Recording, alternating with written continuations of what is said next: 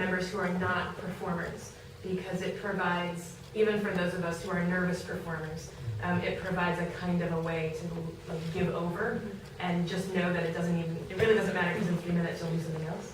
So that, I think that that's like it feels to me like it makes a lot of sense that that's a way to sort of get into the community and bring the story back. In our Undesirable Moments productions, we don't ask people to memorize anything. Yeah. We always have this for people. This experience the epiphany I had is that our names is the first story we ever tell. Yes. That's right. But naming is very deep, isn't it? You know, you talk about personal name, but there's cultural naming, your work naming.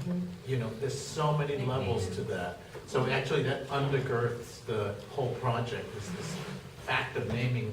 I remember being in Wales, was it in a town that took me a week to pronounce the name of the town called Aberystwyth. Try spelling it. And on the seafront, it's a seaside town, there were flags along the whole seafront. And the flags were of nations that are no longer nations that were once nations. Wow. That's naming. Okay. Anyone? Just 2 more comments that we have time for, and we're going to close out this session. Antonella and I have known each other for 2 years, and in the last hour, I feel like our friendship is completely changed. And 2 years of hanging out, not just working together, and I feel like this last hour, we have taken it to the next level. Like we didn't know some of the things that we just discovered Yeah. about each other. One last. I just feel very moved by this whole experience, and I think it's interesting to think about, we come into a room and we think we don't have anything in common with people, but actually we thought we knew what we had in common with each other because we're here in this professional environment, and to kind of unearth other things we have in common and unexpected differences was just a really refreshing way to spend an hour in a professional context. Thank you. Great. Well, sorry.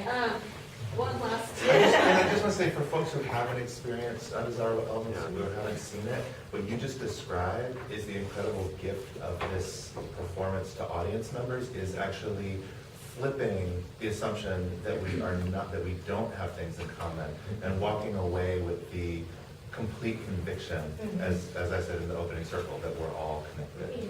And it's a visceral experience. It's not that someone's lectured at you from a podium or given you a sociological explanation of it. You live for an hour and a half with people with these indisputable connections, and it really, in the same way that I think we were changed by doing it, audiences watching this, sorry, I'm a little bit of an inside plant, but I've seen a lot of them that worked on one, and it's just, it is to me one of the most powerful uses of theater that I've seen in contemporary culture, is what they do.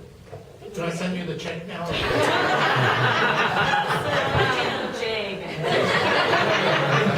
Thank you so much for your participation and willingness to take risks. Thank you. Keep the conversation going. Our Twitter, Facebook, information's up there.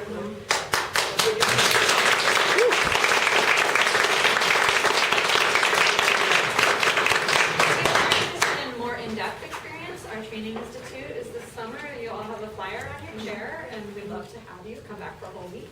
If anyone wants to get more information about the specifics of Undesirable Elements and how we work, come take my business card, and I can email you stuff and it's downstairs. And please, email us and ask questions, and we're very responsive and would love to talk more. Thank you.